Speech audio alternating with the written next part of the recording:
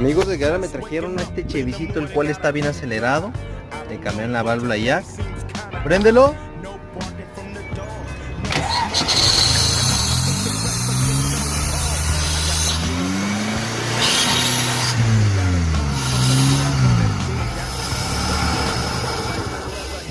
Y parece que sí, comanda. ¿Sí vieron cómo abrió? Primeramente vamos a darle mantenimiento a todo el cuerpo. Ven, está bien sucio el cuerpo de aceleración, pues cómo no va a estar acelerado. Vamos a limpiarlo.